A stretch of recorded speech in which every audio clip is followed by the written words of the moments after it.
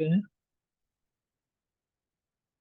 आइए, December 2020 cycle social work, we have discuss 50 question, right?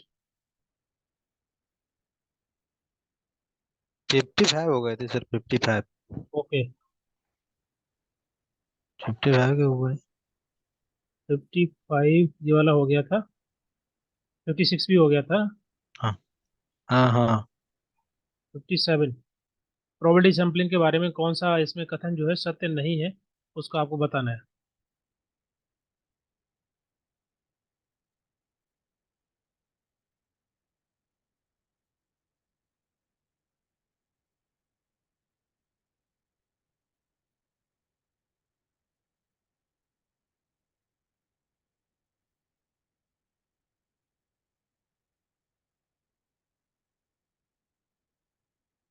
Okay, इसमें चार option दिए हैं, चार स्टेटमेंट दिए हैं। पहला है larger the sample the more confidence we can have in a sample representatives. इसका मतलब क्या हुआ कि जितना ज़्यादा जो है सैंपल की साइज बड़ी होगी, मतलब बड़ा होगा, तो हम उतने ज़्यादा कॉन्फिडेंट होंगे ये दिखाने के लिए कि जो सैंपल आपने लिए हैं, ओके, जैसे मान लीजिए पॉपुलेशन है पूरी, ओके, और उसमें से आपने कुछ सैंपल निकाले, तो सैंपल साइज ज़्यादा होगी तो वो ज़्यादा रिप्रेजेंट करेगा उसको, आसानी से हम जनरलाइज कर सकते हैं। तो वही लिखा है कि the more confidence we can have in this sample representativeness, कि जो हमने सैंपल लिए हैं, जैसे मान लीजिए इसमें 100 चॉकलेट्स हैं और आपने इसमें से 10 चॉकलेट या मान लीजिए 20 चॉकलेट निकाली है, ज़्यादा निकाली है, तो आपको पता रहेगा कि ऑफकोर्स इतने सारे चॉकलेट हैं तो ये 20 जो है इसी को रिप्रेजेंट करेंगे। मतलब जैसे आपने निकाले हैं जिस कलर के या जिस कंपनी के चॉकलेट्स हैं, वो भी लगभग ऐसे इसी प्रकार के होंगे जो कि 100 चॉकलेट है। तो थोड़ा सा इजी रहता है उसको बताने के लिए, आपको कॉन्फिडेंस होता है जब भी सैंपल साइज ज़्यादा होती है। ओके, तो पहला वाला स्टेटमेंट क्या होगा, सही होगा। यहाँ पर पूछा सही नहीं है वो बताना है, तो ये जहाँ पर है उसको आप मार जा सकते हैं। बी कॉमन है तो बी आप मत पढ़िए, सी और डी में देख लीजिए क्या होगा। तो जैसे यहाँ पे लिखा है, सी पढ़ लेते हैं। The fraction of the total population that a sample contain does not affect the sample representation unless the fraction is small. तो इज इट राइट और रॉन्ग? क्या ये जरूरी है सही कि सही सैंपल है। फ्रैक्शन से छोटा होना छोटा होगा? बताइए। इसमें लिखा है कि देखो फ्रैक्शन ऑफ, जरूरी नहीं है ना सर। इसमें लिखा है कि फ्रैक्शन ऑफ टोटल पॉपुलेशन, मतलब टोटल पॉपुलेशन इसमें जितने भी हैं 100% है, ओके, उसमें से कुछ हिसाब ने निकाला that the sample contain does not affect the sample representation unless the fraction is small. तो ऐसा तो नहीं है कि सर स्मॉल अफेक्ट करेगा ना। हाँ अफेक्ट, तो इसमें पूछा जा रहा है कौन सा सही नहीं है। हाँ जी, तो यही होगा ना, सी नहीं होगा तो बी और सी आंसर होगा इसका। सी नहीं होगा, बी भी नहीं होगा।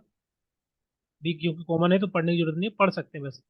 उसमें लिखा है द मोर हाँ जी। Heterogeneous population the more confidence we can have in the representation of the sample of any particular size. गलत है, क्योंकि यहाँ पे लिखा है heterogeneous, that should be homogeneous. जैसे मैंने बताया कि मान लीजिए एक बॉक्स के अंदर 100 बॉल्स हैं, रेड है, अगर आपने इसमें से निकाल दे 20 बॉल्स निकाले हुए, अगर इनका एक ही जैसा कलर होगा तब तो इजी रहेगा ना। यहाँ पे लिखा है हेटेरोजीनियस, अगर डिफरेंट कलर्स के बॉल होंगे तो डिफिकल्ट होगा। उस पर्टिकुलर सैंपल से आप पूरे के पूरे पॉपुलेशन को रिप्रेजेंट नहीं कर पाएंगे, क्योंकि पता नहीं, हो सकता है कि और भी कलर के इसमें बॉल हो सकते हैं। तो अगर एक ही जैसे सैंपल होंगे, होमोजेनियस होंगे पॉपुलेशन पूरी, तो इजी रहता है। Okay, the more confidence we can have in the representation, तो आसानी से हम रिप्रेजेंट कर पाएंगे और जनरलाइज कर पाएंगे कि पूरी पॉपुलेशन के जो सैंपल्स मैंने निकाले हैं वो कहीं ना कहीं पूरी पॉपुलेशन को रिप्रेजेंट कर रहे हैं। तो that should be homogeneous population. B और सी आपका करेक्ट हो जाएंगे। समझ में आ गया? Yes sir, yes yes. Sir. Yes. Question number 58, आत्मनिर्भर Bharat self reliant India is build on the following pillars: economy, infrastructure, system, vibrant demography and domestic market. तो मैंने आंसर क्या बताया था? ए। तो बी। हाँ। सर ये ऑप्शन। ओके, और बाकी के लोग आंसर दीजिए, सभी लोग दीजिए आंसर।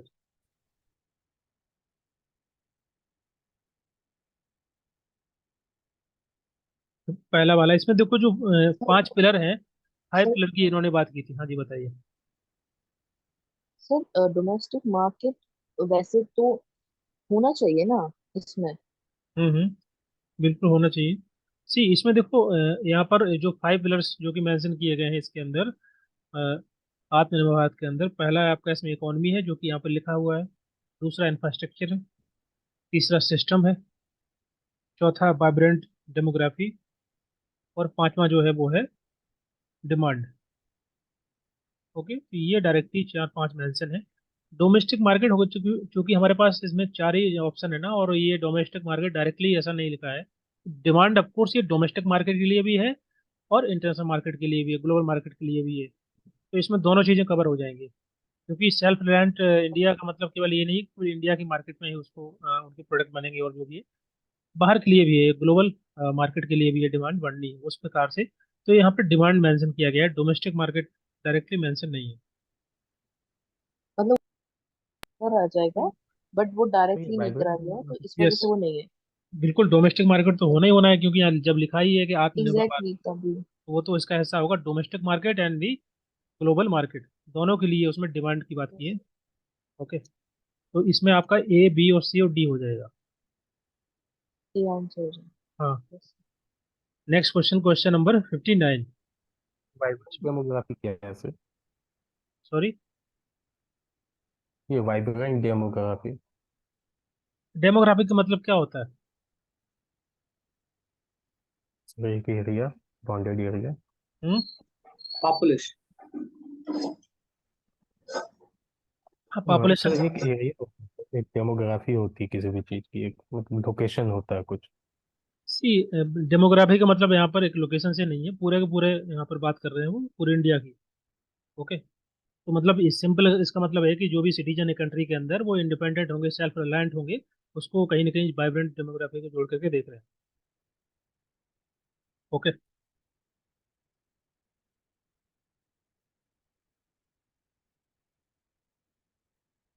तो आपका ये वाला करेक्ट हो सर जाएगा। एक बार एग्जांपल दे दो इसका वाइब्रेंट का sir.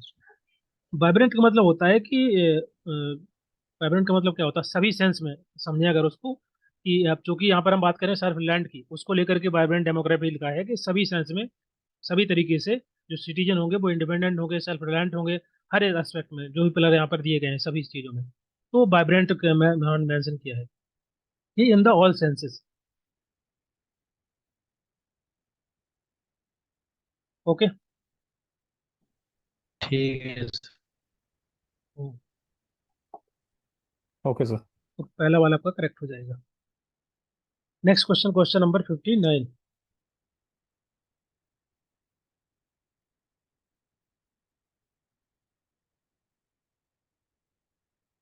National mental health survey, mental health care act, इसमें से बताना है कौन सा जो है ट्रू है government policy program on the mental health in India.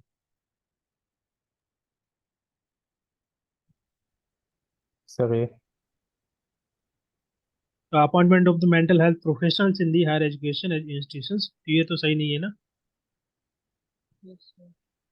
ए और बी है, सर तो ए आंसर है। और A and national mental health survey और मेंटल हेल्थ केयर एक्ट, ये दोनों आपके जो है करेक्ट हो जाएंगे।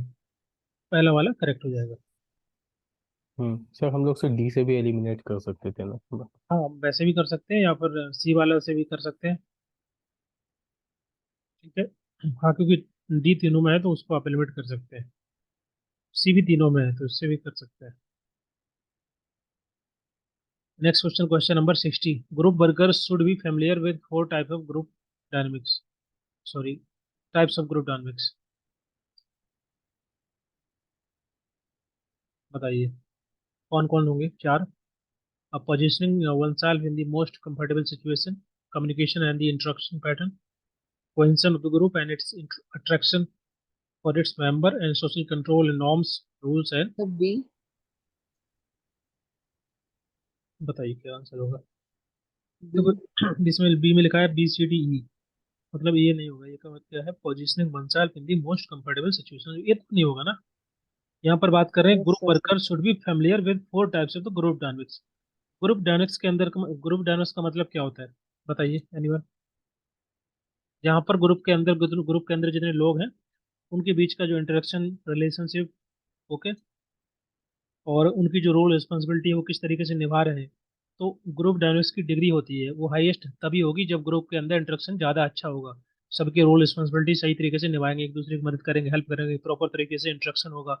ओके, एक उसको हम बोलते हैं ग्रुप डायनेमिक्स, कि उस ग्रुप के अंदर जो ग्रुप डायनेमिक्स है उसकी डिग्री हाई है, कि प्रॉपर तरीके से कम्युनिकेशन हो रहा है, फंक्शनिंग हो रही है, किसी प्रकार का डिस्फंक्शनिंग नहीं है ग्रुप के अंदर। So that is group dynamics. उस वर्कर शुड फेमिलियर, तो यहाँ पर पहला लिखा है positioning one self in the most comfortable situation, ये तो होगा नहीं, अपने आप को कंफर्टेबल सिचुएशन में डालना रखना। कम्युनिकेशन इंटरेक्शन वेरी इंपॉर्टेंट है, एंड तो आपका इसमें बी आ जाएगा। सी है कोहेंशन होने चाहिए ग्रुप के अंदर, एकजुटता होनी चाहिए और एक दूसरे के प्रति एक अट्रैक्शन अफेक्शन रहना चाहिए। सोशल कंट्रोल, सोशल कंट्रोल का मतलब होता है ग्रुप की जो नॉर्म्स है, जो वैल्यूज है, रूल्स, वो सभी चीजें। एंड ग्रुप कल्चर, तो आपके बी सी डी हो जाएंगे चारों। Okay, Yes, sir. Next question, Yes, question number 61, class record हो रहा है। हाँ, who among the following constitute victims of substance abuse, आपको बताना सर है डी चार। हो जाएगा इसका। सर ये सी नहीं आएगा इसमें, तो ए बी डी हो जाएगा। क्वेश्चन हम लोग डिस्कस किए थे कि ये जो बाकी के सही यस होंगे, सर। Yes sir. ये रेटेड ड्रग जो है वो ये कोई इसके अंदर नहीं कोल्ड आएगा ड्रिंक वगैरह substance। सर। हाँ, तो वो नहीं आएगा, बाकी के सही है। Next question, question number 62, limitation or boundaries of the principle of client self determination is result of, चार पांच ऑप्शन दिए हैं, बताना है कौन सा होगा। मतलब यहाँ पर आपको पता होना चाहिए कि सेल्फ डिटर्मिनेशन क्या होता है क्लाइंट का, उसका जो प्रिंसिपल होता है। चार ऑप्शन दिए हैं, क्या क्या उसमें हो सकता है। Client capacity of positive and constructive self determination, choices का अधिकार उसके पास, चूज करने का freedom, framework of social and moral good, ये that should be follow in the principle of self determination, and the limitations arising from law and authority, and the unwritten standard of norms and norms of the community, and limitations arising from agency function. Sir A B C D. Okay, पहला तो हो जाएगा, दूसरा framework of social control, ये भी ठीक है, और बाकी के लोग आंसर दीजिए। लिमिटेशंस सर ई अराइजिंग नहीं लग रहा। From law and authority, B unwritten standard of norm and norms of such community।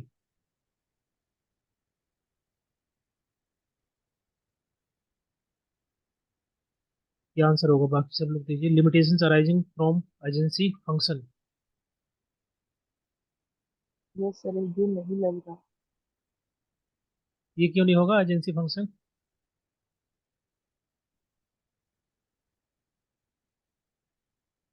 यहाँ पर लिख रहे हैं कि क्लाइंट कैपेसिटी और पॉजिटिव, ठीक है, framework of social and moral.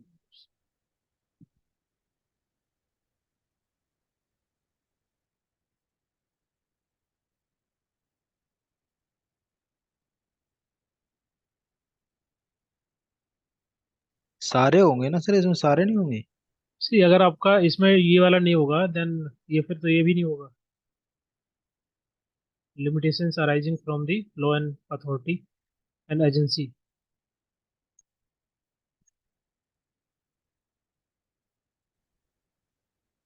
कोई आंसर डी दे रहे आंसर,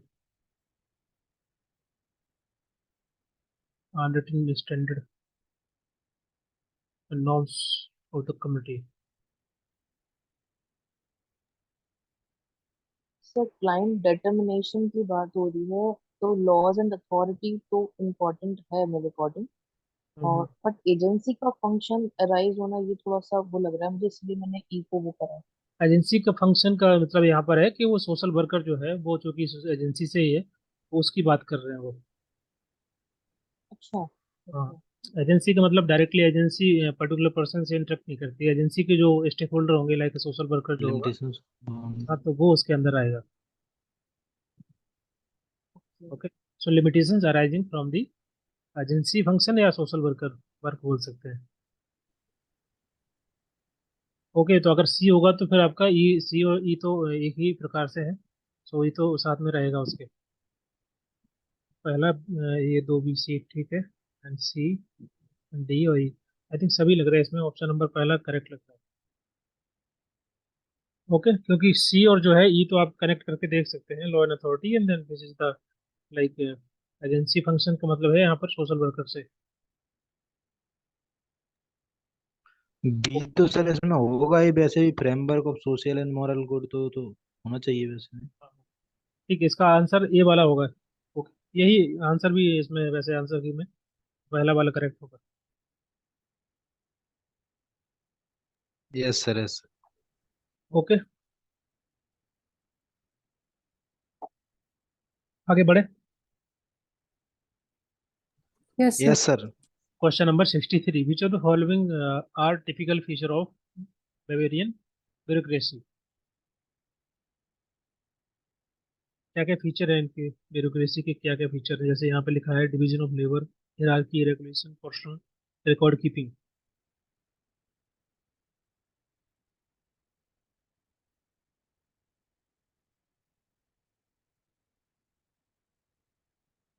बी होगा सर इसमें। D. B B. Okay. Sir B तो पर्सनल बॉल। को छोड़ के सब हाँ, एजेंसी। पर्सनल नहीं होगा, क्योंकि यहाँ पर जो पर्सनल गलत है, इसमें लिखा है कि बेवर ने बताया कि जो ब्यूरोक्रेसी होना चाहिए that should B impersonal. Okay, तो डी वाला तो ये ऑप्शन आपका इसमें होगा नहीं। बाकी का division of labour, hierarchy, hierarchy होती है, रेगुलेशंस, रूल्स रेगुलेशंस होते हैं, सेट ऑफ रूल्स रेगुलेशन जो कि जिसके माध्यम से कोई वर्क परफॉर्म किया जाता है, डिसीजन लिए जाते हैं, तो रूल्स रेगुलेशन होते हैं। रिकॉर्ड कीपिंग तो होगा ही। ओके, इसका मतलब होता है कि जो भी इंफॉर्मेशन है उसको इकट्ठा करना, अकाउंटेबिलिटी शो करना, ट्रांसपेरेंसी दिखाना काम में, वर्क में। तो जो रिकॉर्ड्स होते हैं परफॉर्मेंस को लेकर के या आउटकम को लेकर के, सब कुछ को इकट्ठा करना, रिकॉर्ड करना। डी नहीं होगा, बाकी का आपको करेक्ट है सब। इसमें किसी को डाउट है? No sir. No sir. No question no. Number 64, mention the way in which qualitative data analysis differ from the. अच्छा, दोनों में क्या डिफरेंस है आपको पता होना चाहिए, then you can mark the answer. Mention the way, जिसके माध्यम से आप क्वालिटेटिव डेटा एनालिसिस और क्वांटिटेटिव डेटा एनालिसिस में डिफरेंशिएट कर सकते हैं या डिफर करता है।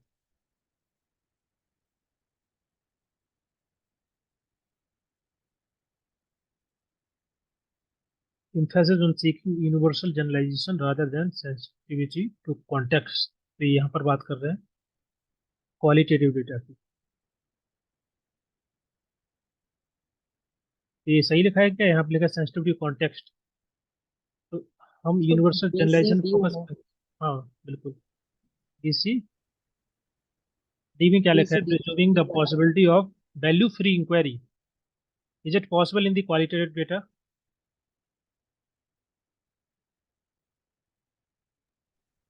Yes sir. C, qualitative data generally आपका सब्जेक्ट भी होता है, क्योंकि वो डेटा हम लोग डायरेक्टली कलेक्ट करते हैं, उसमें लोगों के ओपिनियंस होते हैं या ऐसा डेटा जो हम पार्टिसिपेशन ऑब्जर्वेशन से कर रहे होते हैं, क्वेश्चन आर के माध्यम से या किसी प्रकार से, वो डेटा आपका क्वालिटेटिव जनरली हम कलेक्ट करते हैं। तो वो उसमें वैल्यू फ्री तो नहीं रहेगा, मतलब जैसे कि मान लीजिए आपने किसी से कुछ कुछ पूछा, तो उसको जो जैसा लगता है वो अपने हिसाब से बताएगा। ओके, तो आपका डी तो आंसर नहीं होगा ना। इसमें लिखा है कि the way the qualitative data analysis differ from this. Okay, तो इसमें वैल्यू फ्री इंक्वायरी नहीं होती। वैल्यू, आपको वैल्यू का मतलब यहाँ पर ये है कि जो भी डेटा रहेगा उसमें कुछ ना कुछ जो है लोगों के अपने ओपिनियन, अपने पॉइंट ऑफ व्यू होंगे ही होंगे, that is subjective thing. Okay, so D answer नहीं होगा। पहला और जो लिखा है इसमें seeking universal generalization rather than sensitivity to context, ये भी गलत है। ओके, देखो तो। क्योंकि हमारा फोकस ही होता है क्वालिटी डेटा पर, किसी पर्टिकुलर कॉन्टेक्स्ट पे या फिनोमेना पे हम स्टडी कर रहे होते हैं, इस प्रकार से। और ये सर उसमें दोनों। सर कॉन्टेक्स्ट जनरलाइजेशन होता है ना। हाँ, तो ये तो आपका पहला वाला और डी वाला करेक्ट करेक्ट है। बाकी the focus on the meaning rather than the quantifying phenomena, और दूसरे collections of many data and few cases rather than the data. ये भी ठीक है, यहाँ क्लियर है। बाकी ऑप्शन बी और सी में यस सर। तो आपका ये तो BC हो जाएगा सर। सी आंसर है। ये आंसर हो जाएगा।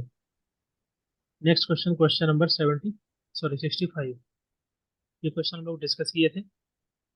Yes sir. क्या आंसर होगा इसका? जल्दी से बताइए। ये तो रिपीटेड क्वेश्चन है आई थिंक। ये वाला रेंज तो है नहीं कहीं पर सी भी, होगा सर इसका आंसर। ये भी रेंज नहीं है। सर ए ये ए वाला डी है और सर, डी ए वाला डी। होगा, ये तो आप ए बता। डी ए है और सर। डी होगा ए ना, वाला, डी सेम वाला। आंसर होगा। Next question, question number 66। यहाँ पर कुछ टर्म दिए गए हैं, एजियम, एबेलिज्म, यूरोसेंट्रिज्म एंड एथनोसेंट्रिज्म। इसको क्लियर करिए।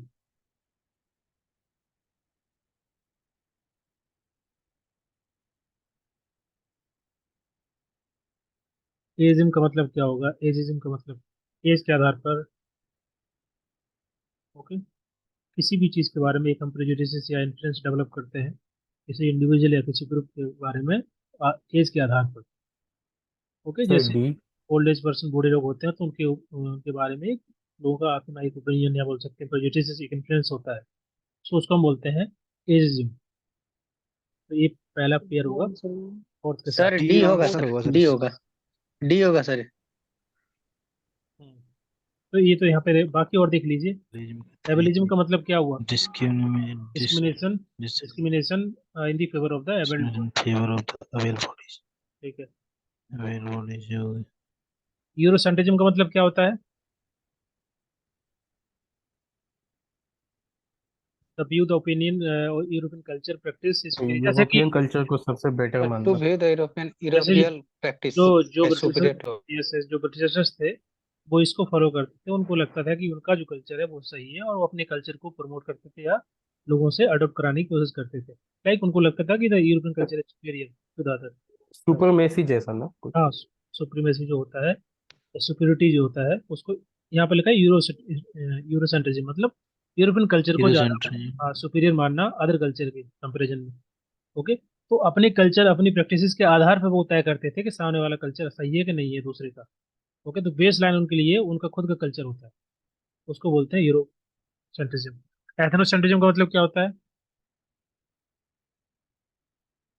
एथनो का मतलब होता सर है अपने लोग, ग्रुप या कल्चर और पीपल। दूसरे हाँ, तो दूसरे मतलब दूसरे लोगों को या दूसरे ग्रुप को या दूसरे ट्राइब्स को इन्फीरियर मानना, अपने अपने को सुपीरियर मानना, उसको बोलते हैं एथनोसेंट्रिज्म। एथनो का मतलब होता है ग्रुप या ट्राइब या लोग, पीपल।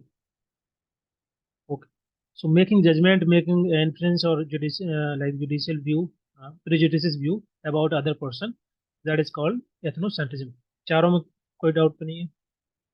एथनो का मतलब ग्रुप होता है, इसको यूरोसेंट्रिज्म का मतलब, हाँ बताओ, बोलिए बोलिए। एथनोसेंट्रिज्म का एक बार सर एग्जांपल दे दो थोड़ा। एथनोसेंट्रिज्म का मतलब जैसे मान लीजिए दो ट्राइब है, ट्राइब ए है, ट्राइब बी है। ओके, तो ट्राइब ए जो है वो पर्टिकुलर किसी कोई ट्राइब होगी, वो मानेगी अपने आप को superior when they compare with the other. दूसरे को वो ना सुपीरियर नहीं मानेंगे या इंफीरियर मानेंगे, सिंपल है। उसको एथनोसेंट्रिज्म बोलते हैं कि दूसरी ट्राइब के बारे में एक जजमेंट क्रिएट करना, या बोल सकते हैं किसी प्रकार का प्रेजुडिस बनाना, इन्फ्लुएंस डेवलप करना, और अपने को सुपीरियर मानना, और मतलब अपना जो कल्चर है उसी को आधार मान करके दूसरे को रेट करना या उसको बताना, तो आपका एथनोसेंट्रिज्म कहलाता है। ओके, एथनो का मतलब होता है ग्रुप, समूह या एक। माँ। प्लीज म्यूट कर लीजिए। हमें। Yes sir, yes sir. SH Raja. Please mute कर लीजिए। सॉरी सॉरी अब सर, वो ध्यान नहीं।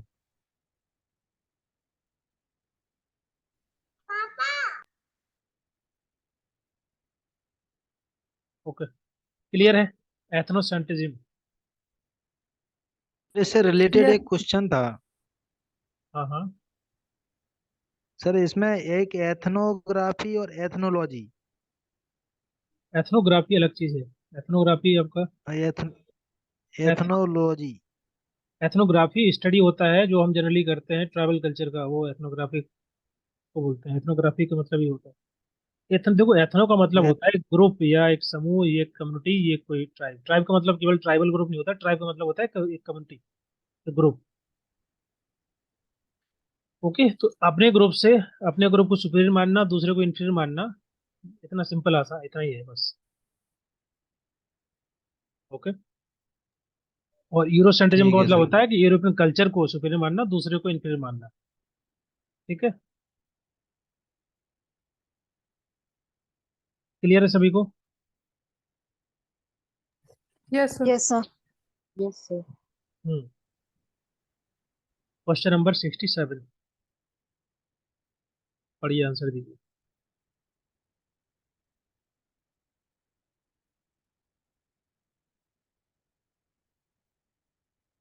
Dramatic approach, ethno methodology approach, symbolic interaction, exchange approach.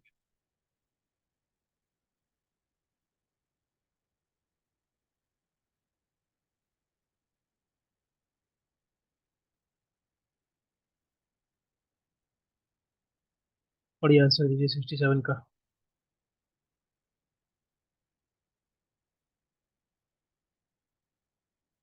सो डी। डी। ओके, बाकी के लोग दीजिए।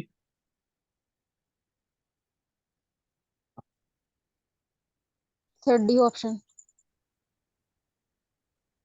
ओके, और बाकी लोग? क्योंकि एक एक करके इसको समझिए क्या क्या लिखा है। तो पहला लिखा है ethno methodological approach, symbolic interaction और dramaturgical approach and exchange approach.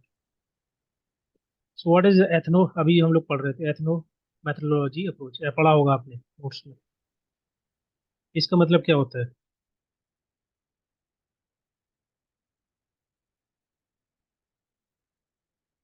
देखो, दो चीजें जो बना है ना, एथनो एंड मैथोलॉजी। बताइए, यूनिट 5 में पढ़ा होगा। सुदूर के किसी भी नए तरह के ट्राइब्स वगैरह में जाके जिससे हम जिस मेथोलॉजी के जरिए हम उनका स्टडी करते हैं। तो ये अप्रोच बेसिकली फोकस करता है समझने के लिए कि जैसे कि मान लीजिए आप कहीं पर जाकर स्टडी कर रहे हैं किसी एरिया में किसी ट्राइबल पॉपुलेशन का, कि वो किस प्रकार से रहते हैं, उनका एक जो एक सोशल ऑर्डर किस प्रकार का बना हुआ है, कैसे वो मेंटेन करते हैं, कैसे क्रिएट करते हैं, आपस में उनकी कैसी अंडरस्टैंडिंग है, वो डे टू डे लाइफ की एक्टिविटी को कैसे परफॉर्म करते हैं, कैसे प्रैक्टिस करते हैं, उस चीज़ को जानना। ओके, जैसे कि फॉर एग्जांपल वो आपस में बात कर रहे हैं तो एक आई कांटेक्ट होता है। या जैसे मान लीजिए कि रोड बना हुआ है तो कैसे वो ट्रैफिक रूल्स को फॉलो कर रहे हैं। ओके, तो किस प्रकार से अंडरस्टैंड कर पा रहे हैं, आई कांटेक्ट कैसे कर रहे हैं। बहुत सारी चीज़ें होती हैं जो कि जनरली रिटन नहीं होती ना, वो हर एक कल्चर की अलग अलग होती है। अनरिटन रूल्स रेगुलेशंस होते हैं जो हम फॉलो करते हैं। आप वहाँ पर जाएंगे, आप जल्दी नहीं समझ पाएंगे, लेकिन जो वहाँ के लोग होंगे आपस में बातचीत कर लेंगे और आप समझ नहीं पाएंगे वो क्या बोल रहे हैं।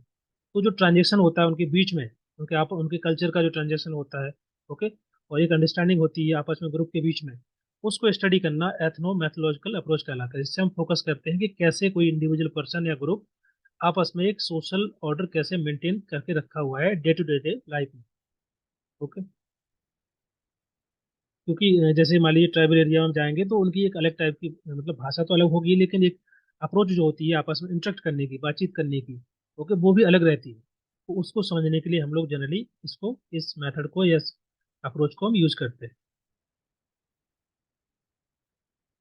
ओके, दैट इज कॉल्ड, या फिर कोई भी आप फिनोमेना ले सकते हैं जहाँ पर अगर आपको रियल लाइफ या मतलब जो डे टू डे लाइफ की प्रैक्टिसेस होती हैं उनको समझना है, अंडरस्टैंड करना है, उनके सोशल ऑर्डर को समझना है, कल्चर को समझना है, उसको लिए हम लोग एथनो मैथोलॉजिकल अप्रोच यूज करते हैं।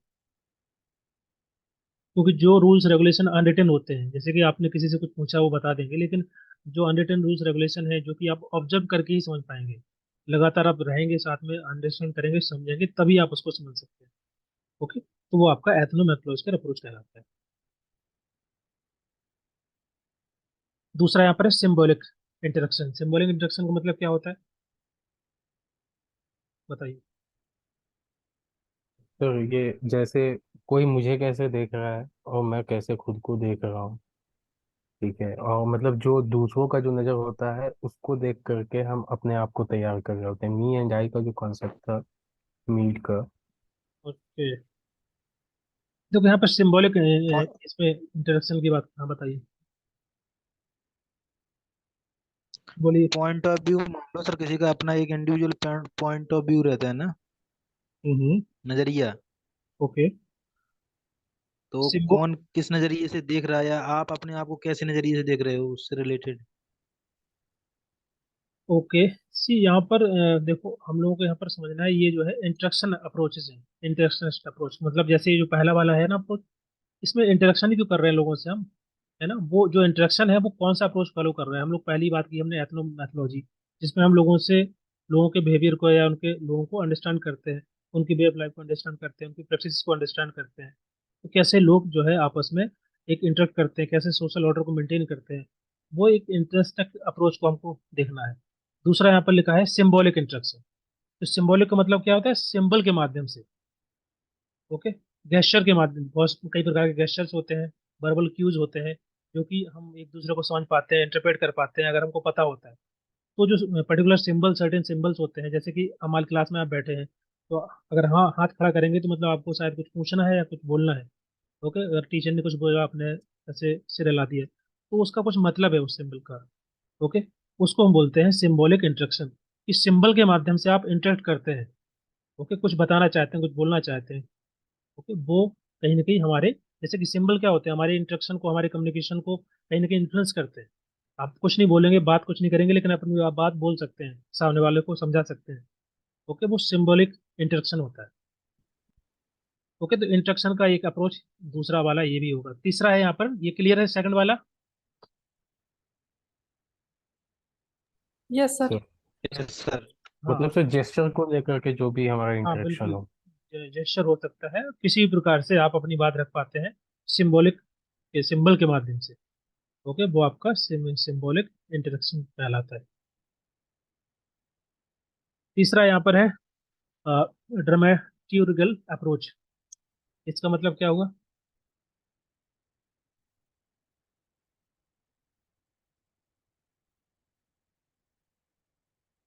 सर याद नहीं है। अप्रोच, ड्रामे के थ्रू सर। ड्रामा का मतलब होता है कि जैसे कि फॉर एग्जांपल, आप जैसे कोई ड्रामा है या कोई कोई थिएट्रिकल ये परफॉर्मेंस होती है थिएटर वगैरह की, तो उसमें किस प्रकार से इंटरेक्शन होता है। ओके, एक पर्टिकुलर कैरेक्टर होता है, उसको एक पर्सन जो है अडॉप्ट कर लेता है, उसी प्रकार से वो बात करता है, बिहेव करता है, अपना इंप्रेशन दिखाता है। तो जो एक ड्रामेटिकल अप्रोच होती है, इसमें जैसे मान लीजिए आप इंटरव्यू दे रहे हैं, तो इंटरव्यू जो आप देंगे, तो आपका तौर तरीका टोटली अलग होगा। उसके 10 मिनट पहले आप जैसे हैं, और जैसे ही आप इंटरव्यू पैनल के सामने जाएंगे, आपका पूरा का पूरा जो है अप्रोच बदल जाएगा। आपका अपीयरेंस थोड़ा अलग होगा, आपके मैनर्स अलग होंगे, आपकी लैंग्वेज थोड़ी सी बदल जाएगी, ताकि आप सामने वाले को इम्प्रेस कर पाए। वही आपका ड्रामेटिकल अप्रोच कहलाती है, कि आप जैसे इंटरेक्ट कर रहे होते हैं इस प्रकार से कि सामने वाला उसको उसी हिसाब से ले, जैसे वो उसको अंडरस्टैंड करना चाहता है। तो डिफरेंट रोल्स या डिफरेंट हमारे जो इंप्रेशन होते हैं या जिनको हम यूज करते हैं दिखाने के लिए, थ्रू दी ड्रामेटाइजेशन। ड्रामेटाइजेशन मतलब होता है कि एक ऐसी अप्रोच जिसके माध्यम से आप सही तरीके से अपने को प्रेजेंट कर पाते हैं, सामने वाले की बात समझ पाते हैं, उसको समझा पाते हैं। ओके, तो वो भी एक तरीका होता है सोशल इंटरेक्शन का। क्योंकि ड्रामा में क्या होता है कि वो कुछ अगर बोल रहे हैं, कुछ डायलॉग बोल रहे हैं, तो आपको समझ में आना चाहिए ना। ओके, आपको समझ में आना चाहिए, वो सोशल इंटरेक्शन आपके बीच में, इन दोनों के बीच में है, वो ऐसा हो समझ में आए, आपस में इंप्रेशन इस प्रकार का होना चाहिए। ओके, तो ये जो स्ट्रैटेजी है इसमें, जैसे मैंने एग्जांपल लिया इंटरव्यू का, या कोई भी एग्जांपल ले सकते हैं, आप किसी से बात कर रहे होते हैं, तो आप थोड़ा अपने आप को बदलते हैं, चेंज करते हैं इस प्रकार से कि सामने वाला आपकी बात समझे और आप सही तरीके से प्रेजेंट कर पाए। क्लियर है? सर इसमें एक यस सर। एग्जाम्पल नुक्कड़ नाटक का आ जाएगा ना?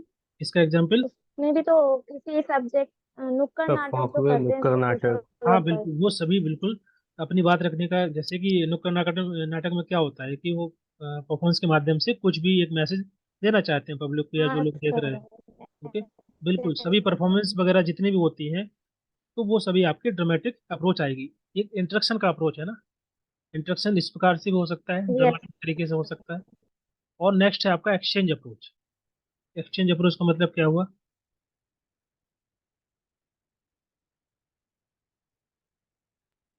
पर्सन होता है, वो रिलेशन बनाता है अपने फायदे को यस, देखकर।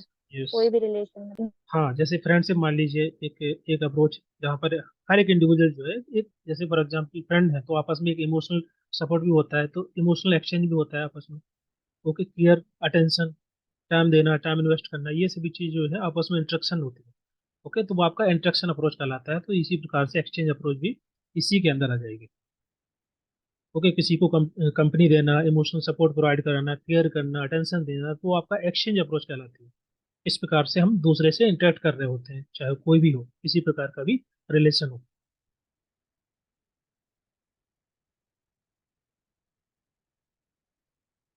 ओके, समझ में आया चारों? Yes sir. ओके, तो ये सभी के सभी आपके इंटरेक्शन अप्रोच है, कि किस प्रकार से हम इंटरेक्ट करते हैं।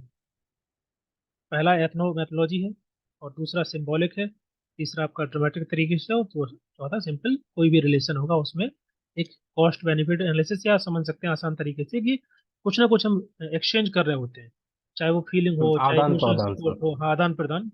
ओके, रेसिप्रोसिटी होनी चाहिए आपस में। क्लियर है? बाकी का पेयर करेंगे तो यस। पेयर कर लेना, फोर्थ वाला आंसर हो जाएगा। ओके, पहला वाला थर्ड के साथ पेयर हो जाएगा, बी वाला फर्स्ट के साथ। ठीक है, ये आपका वर्ड है यहाँ पर। नेक्स्ट क्वेश्चन, क्वेश्चन नंबर, अभी ये जो नेक्स्ट क्लास होगा उसमें हम लोग डिस्कस करेंगे कुछ क्वेश्चन जो ग्रुप में पूछे गए थे, उनको मैंने कंपाइल कर लिया है, तो उनको डिस्कस करेंगे। बताइए क्वेश्चन नंबर 68 का आंसर।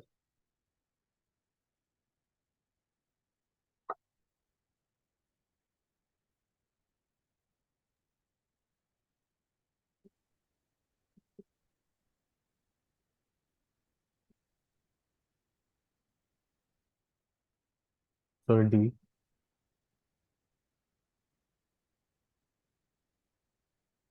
और बाकी लोग आंसर दीजिए।